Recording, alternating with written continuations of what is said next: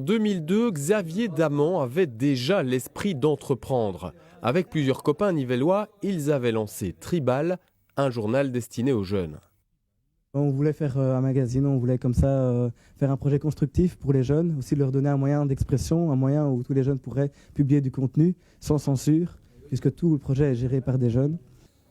Même chambre, mais nous voici 13 ans plus tard. Xavier Damant, diplômé en sciences informatiques, est le créateur de Storyfy, une plateforme internet qui permet de regrouper les informations des différents réseaux sociaux. La Maison Blanche, mais aussi les gens de la rue l'utilisent pour communiquer, un outil destiné aussi et surtout aux journalistes dont le métier est en pleine mutation. Je pense qu'aujourd'hui, grâce à la technologie, n'importe qui peut contribuer à informer la population.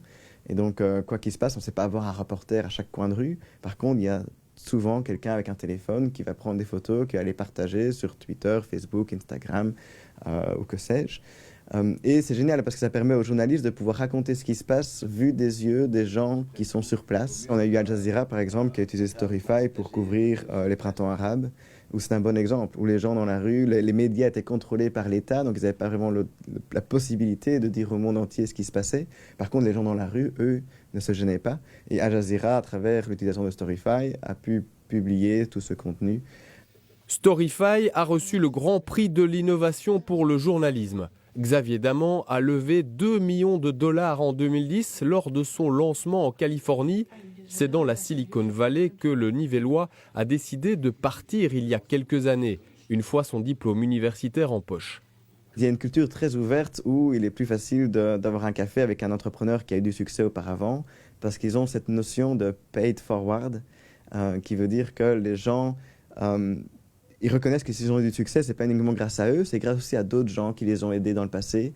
Et au moment où ils ont été aidés, ils ne pouvaient pas les remercier. Et ils disent, mais c'est pas grave, tu ne dois pas me remercier, tu remercieras le prochain, parce que toi, un jour aussi, avec un peu de chance, tu auras du succès et tu pourras aider le prochain. Je pense que c'est important de dire aux jeunes qu'ils doivent vraiment penser le plus loin possible, que le monde est devenu un village, que les opportunités sont là, il ne faut pas se limiter à la Belgique. Xavier Damant vit toujours aux États-Unis où il est papa d'une petite fille. Ultra demandé comme conférencier lors de ses retours en Belgique, sa maman n'a pas eu beaucoup l'occasion de le voir. Le succès, c'est magnifique, on ne s'y attendait pas et c'est super. Mais c'est dans la logique de ce qu'il aime faire, donc là, je ne suis pas surprise, non.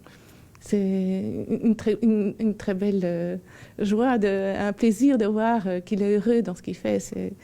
C'est ça la plus grande joie en tant que parent. Hein. Votre futur à vous? Un projet à court terme que je fais, qui n'est pas une start-up, mais qui est plutôt un projet en open source pour les journalistes, pour les aider, c'est Tipbox.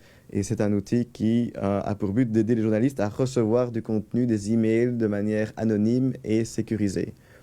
Et le but, c'est de pouvoir avoir beaucoup plus de mini-Snowden, qui puissent nous aider à mettre la lumière sur les institutions qui existent et qui abusent de leur pouvoir ou qui sont corrompues. Même si pour lui, le monde est un village, Xavier Damant ne cache pas son intention d'un jour revenir peut-être vivre au pays avec toute sa petite famille.